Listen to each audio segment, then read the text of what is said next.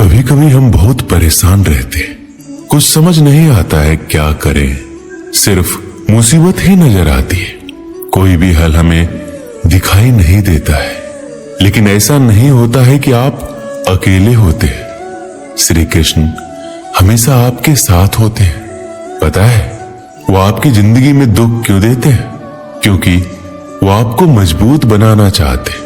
वो आपको आगे आने वाली उससे भी बड़ी समस्या से लड़ने का रास्ता दिखाते हैं। बस आपको धैर्य रखना होगा और आपको अपने कर्म करने होंगे।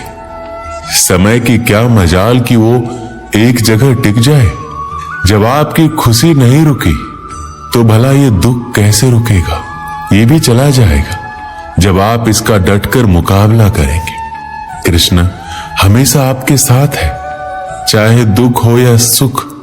किसी के पास पैसे नहीं होते, किसी के अपने उससे दूरी बना लेते हैं। सबका दुख अपने लिए बड़ा होता है, पर इसका हल क्या है? हमें दुख में क्या करना चाहिए? श्री कृष्ण कहते हैं, जो एक क्षण में बदल जाए, एक क्षण में भंग हो जाए, वो प्रेम नहीं लोभ होता है। अहंकार वो छाया है जो आत्मा की रोशनी को अंधा कर देती है। भीतर की चमक को पहचानो और वह छाया भी भाग जाएगी। लगभग हर व्यक्ति अलग अलग वजहों से चिंतित रहता है। अनावश्यक चिंता हमें कमजोर कर सकती है, इसलिए बहुत ही ज्यादा चिंता करने से बचना चाहिए। जब भी समय मिले हमें चिंतन करना चाहिए। चिंता और चिंतन में बहुत फर्क है। चिंता व्यक्ति को कमजोर बनाती है और चिंतन से व्यक्ति का आत्मविश्वास बढ़ता है। चिंता से इतिहास नहीं बदल सकता, लेकिन हमारा वर्तमान जरूर खराब हो सकता है। इसलिए चिंताओं से बचें। यदि आप जीवन की चिंता पर विजय पाना चाहते हैं तो इस पल में जिए, हर सांस में जिए, क्योंकि चिता मुर्दे को जलाती है और चिंता जिंदा को जलाती है। अपने शत्रु में सबसे पहला स्थान चिंता का आता है। आने वाले कल का दो तरीके से आप सामना कर सकते हैं, एक विश्वास के साथ या फिर चिंता के साथ। चिंता करने वाला इंसान पल पल मरता है और पल पल जलता है। चिंता आने वाले दुख को कम नहीं करती है, बल्कि आज के सुख को लूट लेती है। चिंता अक्सर एक छोटी सी बात को एक बड़ी छाया बना देती है। हमारी थकान अक्सर काम के कारण नहीं, बल्कि चिंता, हताशा और नाराजगी के कारण होती है। चिंता वाला दिन काम के दिन से ज्यादा थकावट भरा होता है। इसकी चिंता छोड़ कि कुछ गलत हो जाएगा, इसके बारे में उत्साहित हो कि क्या सही हो सकता है। चिंता, शंका, भय और निराशा हमारे दुश्मन है जो हमें धीरे धीरे नीचे गिरा देते हैं। चिंता मुक्त रहो, जरा मुस्कुराओ, ध्यान से सुनो, जिम्मेदारी लेना सीखो। जो आप नहीं बदल सकते उसे स्वीकार करें। अपनी जिंदगी से प्यार करो। चिंता करना समय की बर्बादी है, इससे कुछ भी नहीं बदलता है। ये सिर्फ आपके दिमाग के साथ खिलवाड़ करती है और आपका खुशी चुरा लेती है। चिंता मतलब आपकी कल्पना का उपयोग करके कुछ ऐसा बनाना है जिसे आप नहीं चाहते। 99% चीजें जिनकी आप चिंता करते हैं वो असल में होती ही नहीं। बीते कल का अफसोस, आने वाले कल की चिंता, दोनों ऐसे चोर हैं जो हमारे आज की खूबसूरती और खुशी को चुरा ले जाते। चिंता करोगे तो भटक जाओगे, चिंतन करोगे तो भटके हुए रास्ते को भी खोज लोगे। चिंता कर कुछ हासिल नहीं हो सकता, परंतु चिंतन कर ऐसा कुछ नहीं जो आप हासिल नहीं कर सकते। चिंता और चिता में बस बिंदु मात्र का फर्क है। चिंता शरीर को चिता तक ले जाती है और चिता शरीर को सारी चिंता से मुक्त कर देती है। कुछ को उनकी खुशियां सोने नहीं देती तो कुछ को उनकी चिंताएं जगाती है। अगर आप तनाव से मुक्त जीवन जीना चाहते हैं तो अपने जीवन की तुलना कभी दूसरों के जीवन से मत कीजिएगा। चिंता इतनी कीजिए कि काम हो जाए, पर इतनी नहीं कि जिंदगी तमाम हो जाए। हमारे जीवन के दो प्रबल शत्रु क्रोध और चिंता। क्रोध से विवेक का नाश होता है और चिंता से मनोबल का। क्रोध से शांति का नाश होता है और चिंता से सौंदर्य का। सारी चिंता जीते जी चिता पर तो जलने का भी पता नहीं चलेगा। जो भाग्य में है वो कहीं से भी भाग कर आएगा और जो भाग्य में नहीं है वह आकर भी भाग जाएगा। फिर चिंता किस बात की? आप केवल अपना कर्म करते रहे। दुख पीछे देखता है, चिंता इधर उधर देखती है, पर विश्वास सदैव आगे देखता है। अतीत का भय और भविष्य की चिंता व्यक्ति को इतना परेशान कर देती है कि वह चैन से जी नहीं पाता। कभी कभी तो वह अपना मानसिक संतुलन तक खो बैठता है।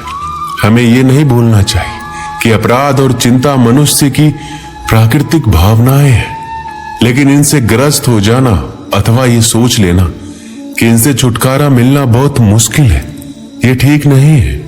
इसी सोच का परिणाम और प्रभाव व्यक्ति के मन मस्तिष्क को अस्थिर बनाए रखता है। इसके लिए मनुष्य को अपने सोच की सीमा का विस्तार करना चाहिए। ऐसा होने पर ही वह अपना सुस्पष्ट दृष्टिकोण बनाने में समर्थ हो सकता है। अतीत में क्या क्या उसके साथ घटा था, इस और उसका चिंतन कभी नहीं होना चाहिए, क्योंकि मनुष्य अच्छा अथवा बुरा जो भी घट चुका होता है उससे सीख लेकर ही अपने वर्तमान को जी रहा होता है। ऐसे में वर्तमान पर अतीत की परछाई नहीं पड़ने देनी चाहिए। ये तभी होगा जब आप स्वयं में एकाग्रता लाएंगे। हर कोई इंसान चाहता है एक अच्छी जिंदगी जिए, लेकिन कभी कभी जिंदगी ऐसे करवट लेती है कि इंसान जिंदगी जीता ही नहीं है, वो जिंदगी को काटना शुरू कर देता है। यह हिस्सा जिंदगी का सबसे बुरा हिस्सा होता है। यह हर उस इंसान को सोचने पे मजबूर कर देता है कि एक अच्छी और बेहतरीन जिंदगी कैसे जिया जाए। जिंदगी के उस दौर के अनुभव से बचने के लिए हमें कुछ अच्छे निर्णय विचार की जरूरत होती है। जिंदगी ने हमें सब कुछ दिया, मगर ये सोचना कि सब हमारा है ये तो गलत है, क्योंकि जिंदगी जितनी जल्दी हमें कोई चीज देती है वो उतनी ही जल्दी हमसे छीन भी सकती है। हमारी जिंदगी में हमारे साथ ऐसी बहुत सी घटनाएं होती है कि हम सोचते हैं कि ये मेरे साथ ही होना था। इसलिए किसी भी चीज को ज्यादा व्यक्तिगत ना लें, क्योंकि अगर वो चीज हमें नहीं मिलती तो हमें दुख होता है। हमें समझना होगा कि हर चीज की कोई सीमा होती है और वो उससे आगे नहीं बढ़ सकती। कभी भी किसी चीज को ज्यादा व्यक्तिगत ना ले और उसको छोड़कर आगे बढ़े।